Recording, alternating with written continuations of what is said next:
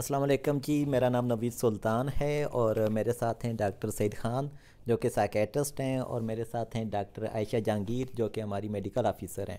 جیسا کہ آپ جانتے ہیں کہ ہم کیونکہ ساتھ میں ری ایبلیٹیشن سینٹرز بھی چلا رہے ہیں، اور جس میں ہمارے پاس بہت سارے لوگ ایسے ہیں جو کہ ڈرگز کے ساتھ آتے ہیں، ڈرگ ایڈکشنز کے ساتھ آتے ہیں، جن میں آئس بھی ہے اور الکوہل بھی ہے، ہیروئن بھی ہے، ٹھیک ہے، اور ڈفرینٹ جو بھی ہمارے اس میں موجود ہیں منشیات کے جن کے ایڈکٹ ہو جاتے ہیں۔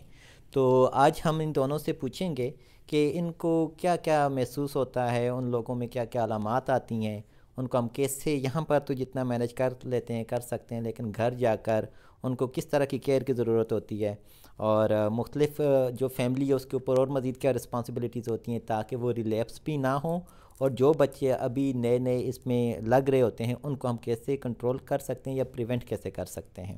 تو ڈاکٹر عائشہ یا doctor Khan? Thank you so much Naveed. سب سے پہلے تو بات یہ ہے کہ آج کل بہت زیادہ کامن ہے یہ جو ہے وہ ڈرگس، اور اس میں اسپیشلی جو سب سے زیادہ کامن چیز ہے وہ آج کل نیا جو آئس، جو کیمیکلی میتھامفیٹامین ہے، جو اسٹیمولنٹ ہے، اسپیشلی اسٹوڈنٹس میں یہ چیز بہت زیادہ ہو رہی ہے۔ اس کی ایک ریزن ہے کیونکہ لوگ کہتے ہیں کہ اسی نیند جو ہے وہ ختم ہو جاتی ہے اور پھر لوگ پڑھائی میں جو ہے وہ دماغ کام تیز کرنا شروع کر دیتا ہے۔ تو بات تو ٹھیک ہے، شروع میں وہ چیز ہو جاتی ہے، لیکن ان کی ایک ایڈکٹیو پوٹینشیل ہے اور اس میں بہت سارے لوگ اس چیز میں پھر ونس وہ ایکسپیرینس کر جاتے ہیں تو پھر ایڈکٹیو ہو جاتے ہیں، اور یہ آپ کی باڈی کے reserves, physical and mental reserves کو یوز کرتے ہیں۔ ظاہر ہے ایک بندہ اگر 72 آورز، ایٹ لیسٹ 72 آورز تک یہ بغیر تھکے ہوئے کام کر سکتے ہیں، پڑھ سکتے ہیں، نیند نہیں آتی ان کو، تو باڈی کے ریزروز تو یوز ہوں گے۔ تو اس کے بعد ایک ٹرم یوز ہوتا ہے کریش۔ تو پہلے جب وہ ہائی ہو جاتے ہیں، انرجی ان کی جو ہے وہ بہت زیادہ انکریز ہوتی ہے، یوفورک ہوتے ہیں، لیکن جیسے جیسے ان کے ایفیکٹس ختم ہونا شروع ہو جاتے ہیں تو پھر وہ کریش کر جاتے ہیں، فزیکلی بھی کریش کر جاتے ہیں اور سائیکولوجیکلی اور مینٹلی بھی کریش کر جاتے ہیں۔ کریش کر جانے سے میرا مطلب یہ ہے کہ ان کی فزیکل انرجیز بھی کم ہو جاتے ہیں، لیتھارجک فیل کرتے ہیں، ویک فیل کرتے ہیں، اور سائیکولوجیکلی اور مینٹلی بھی وہ ڈپریسڈ ہو جاتے ہیں۔ وہ euphoria, energetic, over talkativeness, confidence, inflated self esteem, وہ ساری چیزیں جو ہے وہ ڈیفلیٹ ہو جاتی ہیں۔ اس کے بعد پھر ہیروئن تو پہلے سے بہت کامن ہے، اوپیم، اوپیائڈ پروڈکٹس جو ہے، اس میں ایک کمپلیکیشن بہت زیادہ یہ ہے کہ لوگ اس میں فزیکل پرابلمز آ جاتے ہیں، اسپیشلی اگر پیشنٹ انجیکشنز کے تھرو یوز کرے، اور ظاہری بات ہے پھر وہ آپس میں وہ انجیکشن جو ہے وہ شیئر کرتے ہیں، تو ہمارے پاس بہت سارے پیشنٹس جو اس طرح ہوتے ہیں، ہیروئن کے ڈپینڈنٹ ہوتے ہیں، لیکن جب ہم ان کی بیس لائن انویسٹیگیشنز کرتے ہیں تو ان میں اکثر H C V, H B S, hepatitis B, hepatitis C اور ایچ آئی وی کی بھی پازیٹیو پیشنٹس ہوتے ہیں۔ تو یہ سارے، اسی لیے ہم اس چیز کو ایکسپلین کرنے کے لیے ایک جو ہے وہ سائیکیٹرک ماڈل ہے یا ایکیڈیمک ماڈل جو ہے وہ بایو سائیکو سوشل ماڈل ہے۔ تو ڈرگس کو بھی ہم بایو سائیکو سوشل ماڈل کے تھرو دیکھتے ہیں۔ ان کی ایفیکٹس بایولوجیکل بھی ہیں، آپ کی فزیکل ہیلتھ پہ، سائیکولوجیکل بھی ہے، آپ کی پرسنالٹی پہ، آپ کے تھاٹس پہ، اور سوشل تو ظاہر ہے ہر کوئی سمجھ سکتا ہے کہ سوشل ان کی کنسیکوینسز کس طرح ہے۔ اور پھر ان کی مینجمنٹ پہ بھی جب ہم آتے ہیں تو ان کی مینجمنٹ بھی اسی ماڈل کے تحت بایو سائیکو سوشل ہونی چاہیے۔ جی اچھا سر، جیسے کہ کرسٹل میتھ بھی بولتے ہیں یا ہم اس کو آئس بھی بولتے ہیں یا ایمفیٹامین بھی بولتے ہیں، اس میں دیکھیں ہمارے پاس تقریباً 50-60% لوگ جو آ رہے ہیں وہ آئس کے ساتھ آ رہے ہیں، مطلب کہ آئس بھی لے رہے ہیں ساتھ میں ایرن بھی لے رہے ہیں۔ تو اس میں آپ کو کیا لگتا ہے کہ رسک فیکٹر، مطلب کہ باقی ان کے لیے اپنا تھریٹس کتنا ہو سکتا ہے، ان سے رسکی بیہیویئر جو ہیں، جیسے کہ مطلب کہ کسی اور کو نقصان پہنچانا یا خود نقصان اپنے آپ کو پہنچا دینا، تو اس کے کتنا کچھ رسک بڑھ جاتا ہے ایمفیٹامین سے؟ یہ بہت اچھا سوال آپ نے کیا۔ اسپیشلی ایمفیٹامینس کے ساتھ اس کا جو ہے وہ وائلنس کا رسک بڑھ جاتا ہے as compared to other drugs, کیونکہ یہ اسٹیمولنٹ ہے اور یہ انرجی کو انکریز کر جاتی ہے اور لوگ جو ہے وہ اریٹیبل ہو جاتے ہیں، ان میں بہت زیادہ جو ہے وہ ایجیٹیشن آ جاتی ہے، اور کچھ لوگ ایک جو کامن پاپولیشن کے لیے پیرانائڈ ہو جاتے ہیں، مطلب وہ پیرانائڈ ہو جاتے ہیں اور مطلب شک کی نظر سے دیکھنا شروع کر جاتے ہیں، لوگوں کو شک کی نظر سے دیکھتے ہیں، تو پھر اسی سچویشن میں جو ہے وہ رسک ایکسپونینشلی ہائی ہو جاتا ہے as compared to other drugs like heroin میں وائلنس کا رسک کم ہوتا ہے انلیس اینڈ انٹل ان کو اپنی ڈرگ ملتی رہے اور وہ آرام سے جو ہے وہ پیتا رہے۔ اچھا سر، اس میں کیونکہ ہم سارے ہی ہم ڈیٹا بھی ساتھ میں دیکھ رہے ہوتے ہیں، ہم ہیروئن کا جیسا آپ بتا رہے تھے کہ HIV بھی پازیٹیو ہو جاتے ہیں، اور ضروری نہیں ہے کہ وہ کسی کے ساتھ ملاپ سے ہو، انجیکشن چینج کرنے سے بھی یہ ساری چیزیں بھی ہوتی ہیں، لیکن سم ٹائم فیملی کو یہی ہوتا ہے کہ ہم نے پیشنٹ کو آج ہم لے کر آ گئے ہیں اور ود ان 2 or 3 days یا ایون کہ 10 to 15 days جو ہے وہ ریکور ہو جائے گا۔ آپ نے دیکھا ہوگا ہم مختلف ہمارے جو پیشنٹ جب ڈسچارج ہو رہے ہوتے ہیں ہم ان کا اس ٹائم بھی انٹرویو لیتے ہیں، پھر بعد میں فالو اپ میں بھی ہم ساری چیزیں کرتے ہیں۔ تو آپ کو کیا لگتا ہے کہ وہ جب یہاں سے چلے بھی جاتے ہیں تو اگین ان کو کتنی زیادہ اپنی کیئر کرنے کی ضرورت ہے، یا فیملی کو چاہیے کہ جیسے آپ نے بتایا کہ بایو سائیکو سوشل ان کو ماڈل کی ضرورت ہوتی ہے، تو اس میں سوشل لائف ان کی کتنی اہم ہے، ماں باپ بہن بھائی بیٹوں ان کا کتنا رول ہے؟ بہت زیادہ امپورٹنٹ ہے سوشل پارٹ جو ہے۔ سوشل میں مینلی میں اس کو کیٹیگرائز کرتا ہوں 2 parts میں۔ ایک سوشل سپورٹ آپ کی جو ہے وہ family in the form of family, اور دوسری سوشل سپورٹ جو ہے وہ ان دا فارم آف فرینڈس۔ تو اگر آپ کا سوشل سپورٹ سسٹم سٹرانگ ہے، فیملی آپ کی سپورٹیو ہے، فرینڈز آپ کی سپورٹیو ہے، سپورٹیو سے مطلب یہ ہے کہ کنفائنڈنگ ریلیشن شپ ہے، کوالٹی ریلیشن شپس ہے ان کے ساتھ، کوالٹی اور ٹرسٹ پہ بیسڈ ہے، تو اس چیز سے آپ کو بہت زیادہ یہ ایک بندے کو ریسورسفل بنا دیتی ہے as compared to that person جس کا سوشل سپورٹ سسٹم بہت ویک ہے۔ تو سوشل سپورٹ سسٹم جن لوگوں کا اسٹرانگ ہوتا ہے تو وہ بہت زیادہ اچھا جو ہے وہ رسپانس دیتے ہیں ریلیپس پریونشن میں۔ مینلی جو ریلیپس پریونشن میں امپورٹنٹ چیز ہے وہ سوشل سپورٹ ہی ہے۔ اچھا سر، اس میں ایک اور چیز بھی میں نے نوٹ کی ہے کہ کیونکہ ہمارے پاس جب پیشنٹس آ جاتے ہیں تو پہلے تو ان کو جو میڈیسن سے آپ لوگ ان کو مینیج کر لیتے ہوں، لیکن کچھ کا یہ بھی ہوتا ہے کہ جی کو ان کو لانگ ٹرم بھی میڈیسنس چاہیے ہوتی ہیں اور کچھ کو نہیں بھی چاہیے ہوتی ہیں، لیکن جنرلی یہی تصور کیا جاتا ہے کہ یہ انسان جو ہے وہ میڈیسنس ہی لیتا رہے گا۔ تو اس میں وہ کیا کیا عوامل ہو سکتے ہیں کہ جب وہ میڈیسن چھوڑ سکتا ہے، اور کون سے عوامل ہو سکتے ہیں وہ فالو اپ کے لیے آئے میڈیسن لیتا رہے، اور کون سے عوامل ہو سکتے ہیں کہ وہ اپنی لائف میں نارمل زندگی گزار ہے تو اس کا دوبارہ میڈیسنس کی ضرورت نہیں ہے، جو کہ سائیکوٹروپکس ہیں یا جو سارا کچھ؟ ایک تو امپورٹنٹ چیز یہ ہے کہ ڈرگ ڈپینڈنس کے ساتھ سائیکیٹرک ڈس آرڈرز کی جو پریویلنس ہے وہ بہت زیادہ ہے۔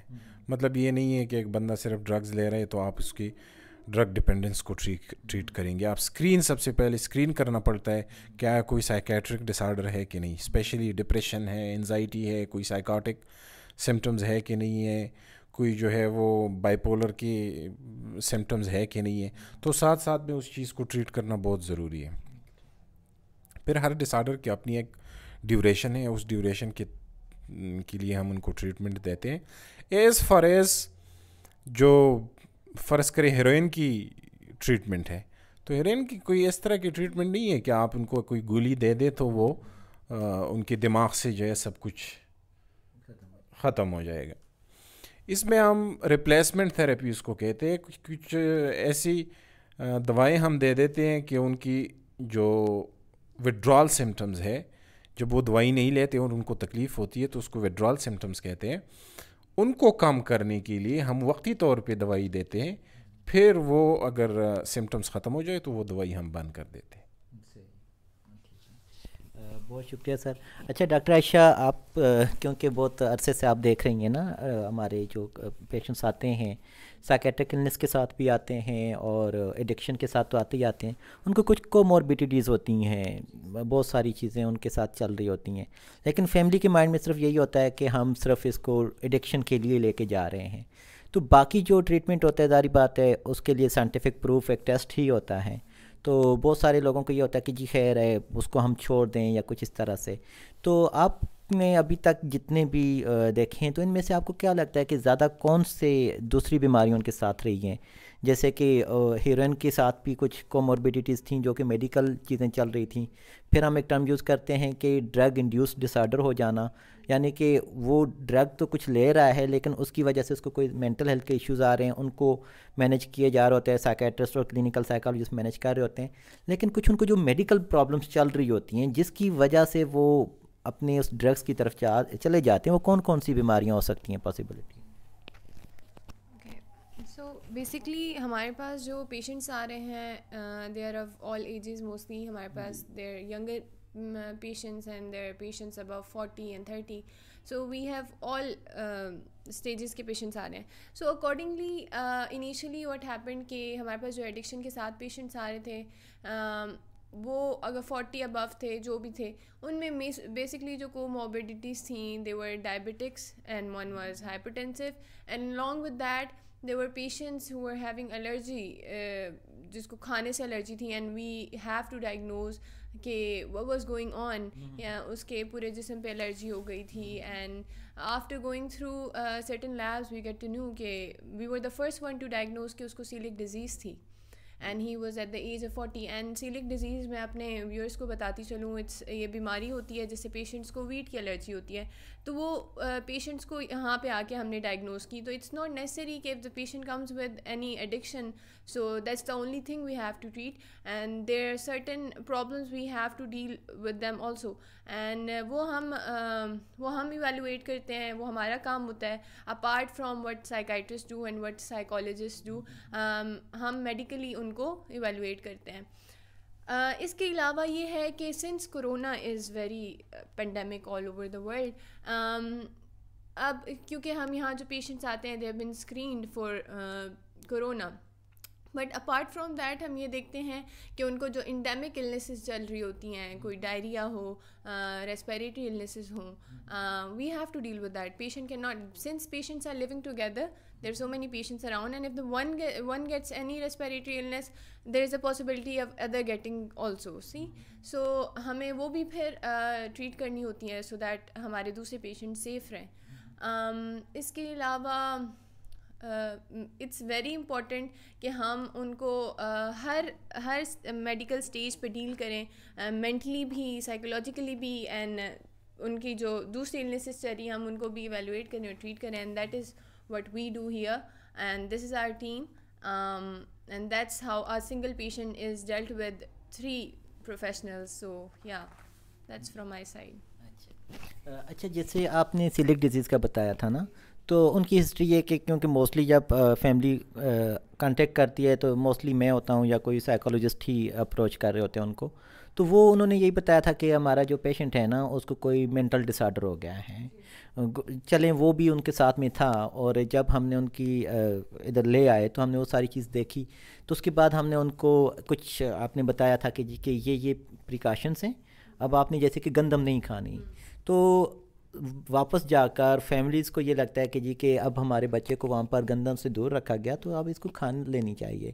تو اگین کچھ عرصے کے بعد پھر جب ان کی کمپلینٹس آئیں تو ہم نے جب وہ دوبارہ کیا تو وہ اسی جگہ پہ لگے ہوئے تھے. تو اس کا مطلب یہ ہے کہ فیملی ایک طرف سے اپنی طرف سے سپورٹ کر رہی ہوتی ہے, لیکن ان کو اس چیز کا سمجھ نہیں آ رہی ہوتی کہ یہ اگر ڈاکٹر نے منع کیا ہے تو اس نے کچھ کی وجہ سے ہی کیا ہوگا. تو اس کو آپ کس حد تک ان کو ریکمینڈ کریں گی کہ فیملی جو ہے مطلب کہ اپنی ایک ہمدردی ٹھیک ہے, لیکن پیشنٹس کے لیے جو ڈاکٹرز نے سجیشنز دی ہیں ان کو فالو کرنا کتنا ضروری ہے؟ جی سر, اٹس ویری امپورٹنٹ بیکاز ہمارے پاس پیشنٹس, میں نے بتایا, ہر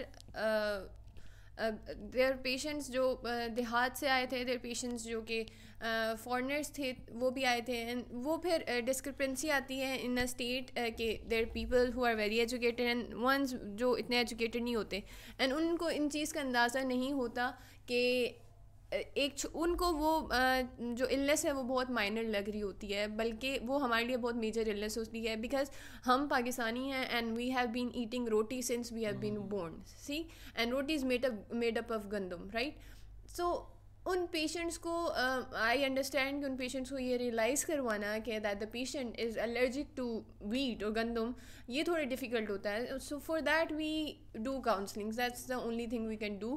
کاؤنسلنگ نہ صرف پیشنٹ کی but their family members ki, if a patient is married, unki wife ki who is taking care of him, so we have to just counsel them that it's very important for him not to take wheat in any form. See, so I think patient ko agar humne protect karna hai, to after my part giving them treatment, my other job is also to counsel them that how important for them to stay away from such conditions. And yeah, counseling, I think it's after treatment, it's the best protocol we have to go with. Yeah. अच्छा, यहाँ पर एक और चीज़ मैंने देखी है कि जब पेशेंट हमारे पास एडमिट हो जाते हैं तो उसी दिन या नेक्स्ट डे या विद इन मतलब कि वीक ही फैमिलीज़ बता रही होती हैं कि हमारी मीटिंग हो जाए, उसके साथ हमारी बातचीत हो जाए. तो एक तरफ से हम अगर देखें तो जो टॉप क्लास ड्रग्स हैं वो इंसान उनके ऊपर एडिक्ट हुआ होता है, तो जब उसको विड्रॉल सिम्टम्स शुरू होती हैं, तो आपको क्या लगता है कि वो उस सिचुएशन में फैमिली को मिलना कितना बेहतर है, क्योंकि उसका कोई थेरेप्यूटिक पर्पस तो नहीं होता, तो क्या उसमें वो बेहतरी की तरफ जा सकता है या कुछ फ्रस्ट्रेशन वगैरह बढ़ सकती हैं? ये आप दोनों से ही मेरा क्वेश्चन होगा कि कितना ज़रूरी है. I think Dr. Saeed will answer this part better, but I would say that up to my knowledge, I would say that when a patient is admitted here, we detox them for their certain drugs. So after a period or so, patient is in detox state. So we should not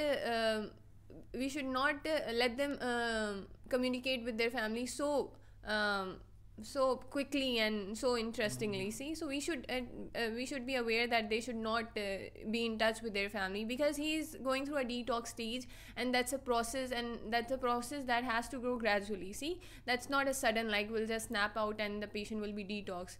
So that's my part, I think. And what else Dr. Saeed will talk about?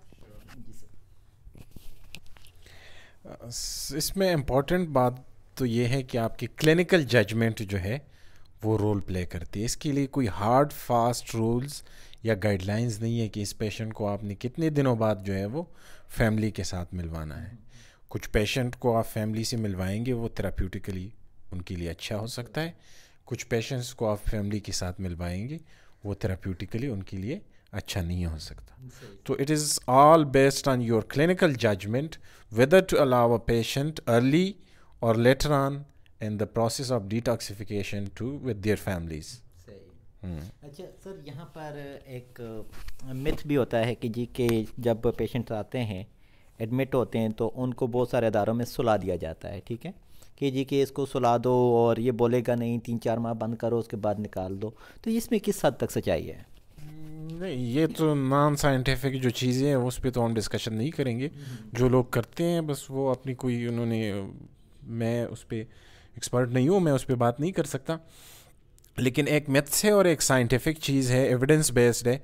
तो ये कि लोगों को सुलाना, ठंडे पानी से नहाना और मारना और ये चीज़ें, इससे कोई जो है वो डिटॉक्स पे इफ़ेक्टिव बल्कि बैक फायर कर सकती हैं. और जो एविडेंस बेस्ड चीज़ें हैं कि आप सिम्टोमेटिक ट्रीटमेंट करें, आप रिप्लेसमेंट थेरेपी दें. यूरोपियन कंट्रीज़ में तो मतलब मेथाडोन देते हैं, स्पेशली जो ओपियाइड के लिए, जो हेरोइन के लिए है, मेथाडोन देते हैं, बुप्रीनॉर्फिन देते हैं, क्योंकि वो कंट्रोल रिस्क रिडक्शन भी वो करते हैं. क्योंकि इस चीज़ में देखिए एक चीज़ है मोटिवेशन. अगर एक पेशेंट मोटिवेटेड नहीं है कि मैंने इस चीज़ को नहीं छोड़ना, तो कोई उससे छुड़वा नहीं सकते इतने आसानी से. तो मोटिवेशन को, इसलिए हम मोटिवेशनल इंटरव्यूइंग भी करते हैं कि मोटिवेशन को बढ़ाए. तो अगर मोटिवेशन है फिर हम जो है वो हमें इस्टेब्लिश करना पड़ता है कि आया ये पेशेंट क्या चाहता है. ये चाहता है कि मैं कम्प्लीटली इस चीज़ से जो है वो जान छुड़ाऊँ, या ये चाहता है कि मैं इस चीज़ को कम करूँ, या ये चाहता है कि मैं रिस्क रिडक्शन करूँ. फॉर एग्ज़ाम्पल, एक बंदा जो है वो हेरोइन यूज़ कर रहा है लेकिन वो इंजेक्शन में यूज़ कर रहा है. एक बंदा जो है वो हेरोइन यूज़ कर रहा है लेकिन वो स्मोक सिगरेट में पी रहा है या किस तरह. तो अब रिस्क किस में ज़्यादा है? ऑफ कोर्स जो बंदा इंजेक्टेबल यूज़ कर रहा है उसमें रिस्क ज़्यादा है. या स्ट्रीट पे जो लोग पड़े रहते हैं और उसकी जगह अगर उनको सुपरवाइज्ड डोज मिले उनकी ओपियाइड्स की, تو اس میں رسک ریڈکشن بہت کم ہو جاتی ہے. کرائمز کی جو انفیکشس ڈیزیزز ہے ان کی اسپریڈ کی رسک کم ہو جاتی ہے. تو ڈپینڈ کرتا ہے کہ پیشنٹ کی ہم موٹیویشن دیکھیں کہ وہ کیا چاہتا ہے اس ڈیٹاکسیفیکیشن سے, کیا چاہتا ہے. ہر بندے کو بالکل ڈالنا اور ان کو باندھنا اور پھر ان پہ پانی ڈالنا کہ میں نے ان کو جو ہے وہ چھڑوانی اس طرح نہیں ہو سکتا. ریلیپس ریٹ بھی اس میں بہت زیادہ ہے. یہ کوئی چھوٹی موٹی ایڈکشن نہیں ہے, بہت اسٹرانگ قسم کی ایڈکشن ہے, بہت اسٹرانگ قسم کی نیورو ٹرانسمیٹرز اس میں انوالو ہے اور نیورونل پاتھ ویز ہے. میں اس کی ڈیٹیل میں نہیں جانا چاہتا, لیکن یہ اس طرح میتھ سے کہ ٹھنڈا پانی ڈالیں گے تو یہ ٹھنڈے پانی سے ہو جائے گا, یا کچھ لوگ کہتے ہیں کہ ان کا بالکل ہم خون چینج کریں گے تو خون صاف ہو جائے گا. تو اس طرح خون بھی صاف نہیں ہوتا, وہ بھی ایک میتھ ہے, سائنٹیفک بیسڈ ایویڈنس بیسڈ کوئی چیز اس میں نہیں ہے. ٹھیک ہے. اچھا سر, ڈاکٹر عائشہ آپ دونوں سے یہ کویسچن ہے کہ اکثر لوگ مجھ سے یہ پوچھتے ہیں کہ یہ ڈیٹاکس کیسے کیا جاتا ہے. ٹھیک ہے, تو اب اکثر وہ بتا رہے ہوتے ہیں, کچھ تصویریں شیئر کرتے ہیں, دیکھو ہمیں فلاں جگہ سے یہ پکچر آئی, یہ وہ ڈیٹاکس میں لگ رہا ہے, کہیں پہ اس کو آکسیجن ماسک لگے ہوئے ہوتے ہیں. تو میں تو اس چیز کا ایکسپرٹ نہیں ہوں, مجھے اس چیز کا پتہ نہیں ہوتا. تو یہ کیا چیز ہے, یا ڈیٹاکس کا پروسیس ایکچوئل ہے کیا جو ہم ڈیٹاکس کے پروسیس میں کوئی اس طرح کی کوئی جو ہے وہ راکٹ سائنس نہیں ہے سب سے پہلے, اور اس میں بڑی فینسی قسم کی تصویریں اور کوئی ٹیکنالوجی کی ضرورت نہیں ہے. ٹھیک ہے. ڈیٹاکسیفیکیشن کا مطلب یہ ہے کہ وہ جو ٹاکسک چیز انہوں نے لی ہوئی ہے سلولی اینڈ گریجولی ہم اس کے سسٹم سے اس چیز کو باہر کریں اور پیشنٹ کو تکلیف بھی نہ ہو. تو اس کے لیے ہم سمپٹومیٹک ٹریٹمنٹ دیتے ہیں. ہاں اگر ایک بندے کو ایکیوٹ کوئی ضرورت ہو ایمرجنسی سچویشن میں, کیونکہ ڈیٹاکسیفیکیشن کا مطلب یہ نہیں ہے کہ ایک بندے کو ہارٹ پرابلم نہیں ہو سکتا, ایک بندے کو ڈائبٹیز نہیں ہو سکتا, ایک بندے کو کوئی اور پرابلم نہیں ہو سکتا. فار ایگزامپل ایک پیشنٹ آپ کے ساتھ پاس ایڈمیٹڈ ہے ڈیٹاکسیفیکیشن کے لیے, اور سڈنلی ان کو جو ہے وہ چیسٹ پین اور آپ سسپیکٹ کر رہے ہیں کہ ایم آئی ہے, تو آپ ایم آئی کو ٹریٹ کریں گے. ٹھیک ہے. لیکن ڈیٹاکسیفیکیشن کے پروسیس کے لیے کوئی اس طرح کی میتھیکل اور مسٹیکل قسم کی اور فینسی قسم کی ٹیکنالوجی کی کوئی ضرورت نہیں ہے. میڈیکیشن ہے, سمپٹومیٹک ٹریٹمنٹ ہے. پاکستان میں وہ میڈیکیشن انفارچونیٹلی اور فارچونیٹلی اویلیبل نہیں ہے جو ریپلیسمنٹ تھراپی کی طور پہ یوز ہوتے ہیں, جو یورپین کنٹریز یا ڈیولپ ورلڈ میں ہیں. مینلی 2 قسم کے ڈرگز ہے جو میتھاڈون ہے اور بیپرینارفین ہے, یہ ہم ریپلیسمنٹ تھراپی میں دیتے ہیں. اچھا سر, یہ میتھاڈون اور دوسری جو ڈرگ کا آپ نے نام لیا, اکثر یہ ہوتا ہے کہ ہمیں مطلب وہ پاکستانی جو پاکستان سے باہر بھی ہیں وہ اپروچ کر رہے ہوتے ہیں اور وہ بتا رہے ہوتے ہیں کہ ہمیں یہ والی ہم نے فلاں ملک سے ٹریٹمنٹ کروایا اور ہمیں یہ دی گئی. پاکستان میں تو وہ الاؤڈ نہیں ہے ڈریپ کے قانون کے مطابق, تو پھر بھی بعض جگہوں پر ان کو کہیں نہ کہیں اپروچ ہو جاتا ہے. تو آپ کو کیا لگتا ہے کہ یہ مطلب کہ ضروری ہے یا اس کے الٹرنیٹیو میڈیسنس ہیں پاکستان میں؟ نہیں, الٹرنیٹیو میڈیسن پاکستان میں تو ایز سچ نہیں ہے, اس کے الٹرنیٹیو میڈیسن اویلیبل نہیں ہے. وہ میڈیسن تو ضروری ہے. باقی جو ہم ڈیٹاکسیفیکیشن اس کو کولٹر کی میتھڈ بھی کہہ سکتے ہیں. کولٹر کی آپ نے ایک بندے کو ڈال دیا, اس پہ میڈیسن جو ہے وہ ہیروئن سٹاپ کی, 3 دنوں میں ان کی وڈرال سمٹم پیک پہ پہنچ گئی اور آپ نے ان کو بند کیا ہوا ہے. 3rd ڈے کے بعد آہستہ آہستہ وڈرال سمٹم کم ہونا شروع ہو جاتے ہیں. 7th ڈے پہ جو میکسیمم وڈرال سمٹم جو 7-10 ڈے پہ جو فزیکل وڈرال سمٹمز ہے ان کی body aches, rhinorrhoea, lacrimation, diarrhoea, vomiting, nausea, body aches, یہ ساری چیزیں تقریباً سبسائڈ ہو جاتی ہیں. جو سائیکولوجیکل کریونگ ہے باقی کچھ چیزیں وہ تو لمبے عرصے کے لیے رہتی ہے, لیکن یہ فزیکل سمٹم 7 to 10 ڈیز پہ یہ ختم ہو جاتی ہے. اس کو کولٹر کی میتھڈ کہتے ہیں کہ مطلب آپ نے جس طرح جو ہے وہ ایک بندے کو بند کیا.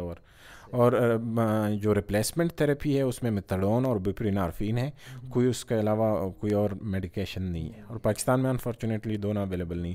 اگر اویلیبل ہو تو وہ کسی جو ہے وہ پرسنل اس پہ ہوگا, لیکن نہیں ہے اویلیبل. اچھا سر, یہ ایک اور کوشچن تھا اسی سے لنکڈ کہ جب ہمارے پاس کلائنٹ آتا ہے تو اکثر آپ نے دیکھا ہوگا کہ جو بہت زیادہ سویئر اس پہ آتے ہیں تو ان کو سوسائڈل تھاٹس بھی بہت زیادہ ہوتی ہیں. تو اکثر ہم جب ڈسکشن کر رہے ہوتے ہیں تو اور پھر ان کو اینٹی ڈپریسنٹ یا اس طرح سے کرتے. تو یہ اٹیمپٹ کرنے کی ریشو کتنی بڑھ سکتی ہے؟ اگر ہوتا ہے نا بہت سارے لوگ ہوتے ہیں وہ کہتے ہیں ہم گھر میں ہی بندے کو بند کر دیتے ہیں کہ وہاں پر بھی بند کرنا ہے تو گھر پر ہی کر دیتے ہیں جی, یا پھر کال آتی ہے کہ آپ اپنے ڈاکٹرس کو بتائیں یا ہمیں کچھ بتا دیں, ہم آن لائن ہی ان کی میڈیسنس کروا دیں. تو یہ کیا رسکی ہو سکتا ہے یا کچھ مینیجیبل ہوتا ہے گھر پہ؟ دیکھیے, ایک بندے نے کہا کہ میں نے سوسائڈ کرنا ہے, میں اپنے آپ کو مارنا چاہتا ہوں, تو کسی بھی صورت میں آپ نے اس کو لائٹ نہیں لے سکتے, آپ اس کو لائٹ نہیں لے سکتے, ٹھیک ہے. اور اینٹی ڈپریسنٹ ایسے ہم صرف یہ اس پہ سٹارٹ نہیں کرتے کہ ایک بندہ نے جو کہا بتایا ہے کہ میں سوسائڈ کرنا چاہتا ہوں تو ہم اینٹی ڈپریسنٹ دیں گے. اسکرین کرنا پڑتا ہے, اگر پراپرلی کلینکل ڈپریشن ہے تو ہم اینٹی ڈپریسنٹ سٹارٹ کریں گے. پھر مینلی جو ڈرگ ڈپینڈنس یا ایبیوز کا پرابلم ہے وہ پرسنالٹی ڈس آرڈر کے ساتھ بہت زیادہ پریویلنٹ ہے, اسپیشلی بارڈر لائن اور اینٹی سوشل پرسنالٹی ڈس آرڈرس کے ساتھ یہ چیز بہت زیادہ کامن ہے. تو ان پرسنالٹی ڈس آرڈر میں بھی پھر یہ بیہیویئر اسپیشلی بارڈر لائن میں یہ سوسائڈل بیہیویئر آ جاتا ہے. موڈ سوئنگز ہوتے ہیں, موڈ سوئنگز اگر ہو اور پرسنالٹی کے وہ چیزیں زیادہ ہو تو پھر الگ طرح سے الگ میڈیکیشن اور تھراپیز ڈی بی ٹی اس کے تھرو جو ہے وہ ہم ان چیزوں کو مینیج کر سکتے ہیں. جی بہت شکریہ سر. اچھا ڈاکٹر عائشہ, آپ سے بھی آخری کوسچن کرتا ہوں. اچھا یہ آپ نے دیکھا بہت زیادہ جب آتے ہیں کلائنٹ تو وہ میڈیکل کمپلیکیشنز کے ساتھ بھی آتے ہیں, اور بہت ساری ایسا بھی ہیں کہ ان کی وائٹلز وغیرہ آپ چیک کرتے ہو, سارا کچھ ہوتا ہے. تو ایسا ساری دنیا کو پتہ ہوتا ہے کہ جو ری ایپ سینٹرز ہوتے ہیں وہ ایک پرائم لیول کی میڈیکل آرگنائزیشنز نہیں ہوتی, پھر ان کو ریفرل لازمی بنتا ہے. تو بہت ساری ایسے ایشوز آ سکتے ہیں, تو وہ ریفرل جب بنتا ہے تو فیملیز کو ایکسپلین کرنا پڑتا ہے. تو یہ آپ بتا سکتے ہیں کہ پنڈی اسلام آباد میں ریفرلز آپ کہاں پر بناتے ہو اور کہاں پر ہم اس کو اور کس کنڈیشن میں ہم اس کا ریفرل بنا سکتے ہیں؟ Thank you. ریفرل ہم کیونکہ جو بیسک میڈیکل جو سہولت ہے جو ہمیں دینی چاہیے پیشنٹ کو وہ تو یہاں ملتی ہے, بٹ ان کیس اگر کسی کو کوئی کارڈک ایشو ہوتا ہے, سو کوئی بھی کوئی پیٹ کا کوئی ایسا مسئلہ ہوتا ہے تو ہم اس کو بیسکلی انیشلی ہم ڈیل کرتے ہیں, ٹھیک ہے. پھر ہم اگر نہیں ڈیل کر پاتے تو we have specialist for that, ٹھیک ہے. We have cardiologist, we have gastroenterologist, صحیح ہے. ہمارے پاس ہر سسٹم کا ایک ماہر ہوتا ہے جس کو ہم آگے ریفر کرتے ہیں, اور وہ ضروری بن جاتا ہے, ٹھیک ہے. تو یہی بات ہے کہ کوئی بھی اگر گھر میں بھی کوئی بندہ بیمار ہوتا ہے تو ہم کوئی بچہ بیمار ہوتا ہے تو ہم یہ نہیں کہتے کہ ہم اس کو جنرل فزیشین کے پاس لے کے جائیں گے, ہم کہتے ہیں ہم اس کو بچوں کے ڈاکٹر کے پاس لے کے جائیں, صحیح, کیونکہ وہ اس چیز کا ماہر ہے. تو ہم یہاں پیشنٹ کو انیشلی مینیج کرتے ہیں, پیشنٹ نیڈز مور کیئر تو ہم اس کو آگے ریفر کرتے ہیں. اور پیشنٹ کی فیملی کو یہ سمجھانا بہت ضروری ہے کہ یہ جو پیشنٹ ہے یہ اب اس کو ایک سپیریئر لیول کی کنسلٹیشن چاہیے, اینڈ فار دیٹ ہمارے پاس ڈاکٹرز ہیں, ہم وہاں ہمارے ڈفرینٹ ڈاکٹرز ہیں جہاں ہم ان کو ریفر کرتے ہیں, اور پھر they get rated also from there, and accordingly پھر ہم انہیں دیکھتے رہتے ہیں. That's it I guess. بہت شکریہ ڈاکٹر عائشہ اور ڈاکٹر سعید, جزاک اللہ, بہت شکریہ جی, اللہ حافظ.